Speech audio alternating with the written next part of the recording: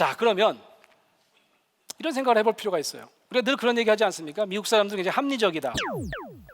거기에 비해서 우리는 뭐라 그러죠? 우리는 다분히 좀 감성적이다, 감정적이다. 예.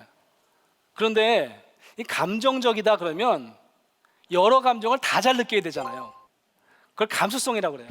내 안에 어떤 느낌이 있으면 이게 어떤 느낌인지 알아야 되는데 우리는 항상 뚜껑만 열린다 그런 거죠.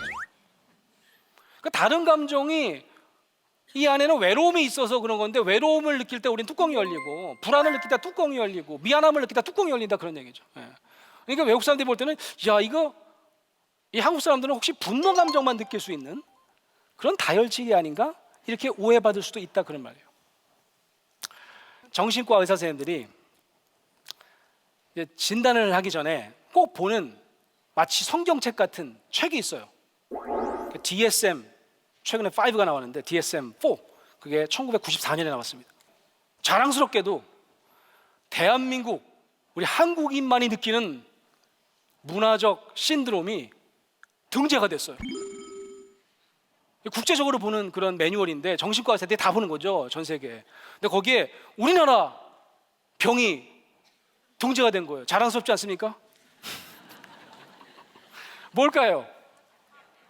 다 아시네요. 언론에 많이 보도가 돼가지고. 그래서 화병을 뭐라고 했어요? HWA, BYUNG, 화병 이렇게 이걸 올렸어요. 근데 여러분 이렇게 생각할 수 있어요. 아니 화병이면 화가 뭐예요? 분노잖아요. 그러니까 앵거 신드롬 이렇게 하면 되잖아요. 뭐 앵거 디지즈라고 하든지. 근데 왜 그냥 화병이라고 했을까요? 한국말 그대로. 이 화병을 분노병이라고 그러면 안 된다는 말씀입니다. 이걸 단순한 분노병으로 이름 붙일 수가 없어요. 왜냐하면 그러면 정말 서양 사람들이 오해하기가 쉬워요. 분노 감정은 우리에게 되게 특별한 감정입니다. 제가 그 얘기를 드리려고 하는 거예요.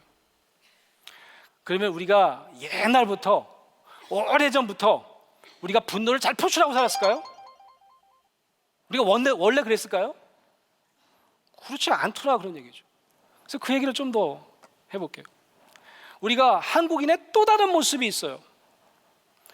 우리가 원래부터 그냥 분노를 마구 표출했던 그런 민족이 아닙니다. 어떨 때는 우리가 관계를 너무 중요하게 생각하기 때문에 상대방에게 대인 감정, 원심력 감정이 막 나가지만 이거를 얼어붙게 만들어요. 표출 안 합니다. 끙끙대면서 동결시켜요. 그래서 구심력 감정만을 꽉 가슴에 품고 사는 경우도 굉장히 많았더라라고 하는 거죠. 자, 이 얘기를 제가 잘 설명할 수 있는 이야기 하나를 한번 해볼게요. 제가 어렸을 때요, 저희 그 외할아버지랑 같이 살았어요. 근데 제일 좋았던 건 뭐냐면 그렇게 옛날 얘기를 많이 해주시는 거예요. 할아버지시니까 딱 한 얘기가 내 뇌리를 떠나지가 않아요. 그 이야기를 한번 해볼게요. 혹시 들어보셨는지 모르겠습니다. 어사방문수 아시죠?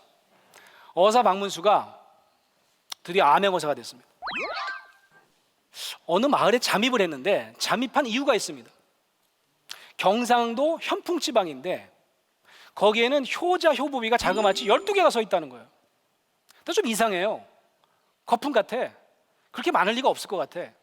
그래가지고 좀 알아봐야 되겠다. 만약에 이게 거품이면 내가 다 쓸어버리고 오겠다 라고 해서 그 마을에 들어간 겁니다. 마을 입구에 딱 올라갔더니 거기에 이제 왼 저 멀리에 부부가 있어요. 부부가 이상하게 아내는 광주리에다 뭘 이고 가는데 남편은 지게 막대리로 막 때리려고 그러면서 달려가더라는 거죠. 마치 때릴 듯이. 좀 이상하다 이렇게 쳐다보고 있었는데 이 아내가 잠깐만 있어봐 진정시킨 다음에 뭔가 얘기를 합니다. 그랬더니 그 남편처럼 보이는 사람이 지게 막대기를 떨어뜨리고 그 여인에게 3번 큰 절을 하더라는 거죠. 너무 이상하죠. 어사방문수가 물어봤습니다. 무슨 일이요? 라고 얘기를 했더니 집에는 노모가 계신다는 거죠. 노모가 계신데 노모가 살짝 치매 초기 단계인가. 그리고 이 가정에는 아주 어린 아들이 하나 있었대요. 그래서 반일을 할 때 어머니한테 이 아들을 좀 잘 봐달라고 맡기고 두 사람은 반일을 나와서 이제 점심때가 되면 가서 어머니 점심을 해드리고 아이 젖을 먹이고 그리고 새참을 해가지고 남편한테 가져오는 이게 이제 하루의 일과였던 거죠. 그날도 집에 갔습니다. 어머님, 제가 점심 차려드리겠습니다. 그랬더니 어머님이 그날따라, 얘야, 내가 오늘은 닭을 한 마리 잡아가지고 닭죽을 써놨다. 가마솥을 열어보면 거기가 닭이 하나 삶아져 있을 텐데 나한테 조금만 갖다 주고 너희들도 갖다 먹어라. 그렇게 얘기를 하시는 거예요. 그러니까 이 며느리가, 아유 어머니, 아유 힘드신데 무슨 또 닭을 잡으셨어요. 아유 감사합니다 라고 부엌에 가서 소뚜껑을 열어보니까 깜짝 놀랄 만한 장면이 거기에, 여기 닭이 있어야 되는데 거기에 자기 1살짜리 아들이 삶아져 있더라. 그런 거죠. 이 할머니가 이 살짝 치매가 좀 더 진행이 됐는지 닭이라고 잡았는데 닭이 아니라 누구였어요? 자기 손자였다. 그런 거예요. 손자를 삶아놓은 거예요. 근데 그 이야기, 제가 들은 이야기에서는 그 며느리가 어떻게 하는지 아십니까? 잽싸게 그 아들을, 뜨거운 데 빠져있는 그 아들을, 당연히 사망했겠죠. 그 아이를 끄집어다가 뒷산에 묻습니다. 그 다음에 재빠르게 닭을 한 마리 잡아가지고 닭을 삶습니다. 시간이 많이 걸렸겠죠. 그 다음에 다 삶아진 다음에 그 닭의 일부를 어머니에게 갖다 드리고, 맛있게 잘 삶으셨네요. 그지 너희들도 갖다 먹어라. 네 그러겠습니다 라고 해서 나머지 닭을 가지고 이 남편한테 가느라고 시간이 오래 걸린 거예요. 남편은 반일하다가 아주 이게 배가 그냥 등에 붙어버린 거죠. 야 배고파 죽겠다. 이게 옆에 내 오기만 해봐라. 늦게 오니까 어떻게 해요? 지게 막다리라고 어디 갔다 왔냐고 막 그런 거죠. 그랬더니 이만저만한 일이 있었다라고 얘기를 했더니 제가 들은 이야기에는 이런 대사가 이어집니다.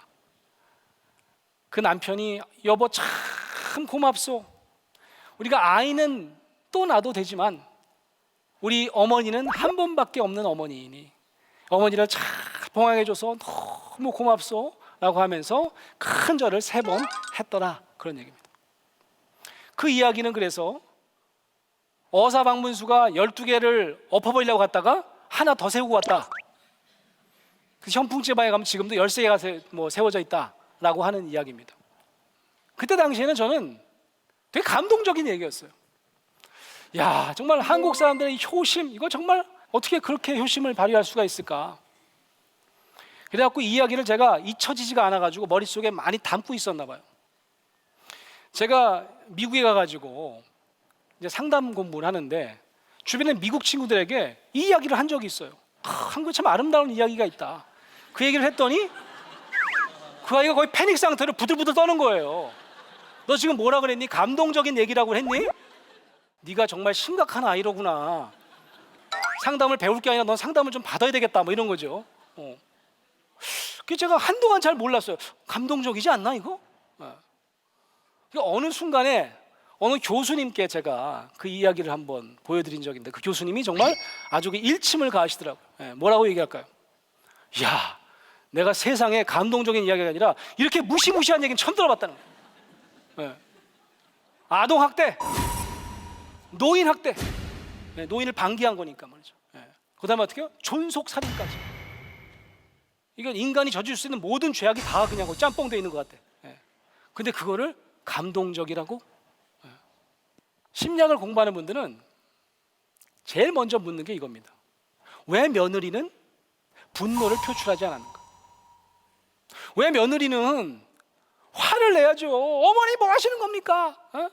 미치지 않고서는 어떻게 손자를 삶을 수가 있습니까? 그 분노가 표출돼야 될 텐데 그 분노가 얼어붙어 버렸다라고 하는 거죠.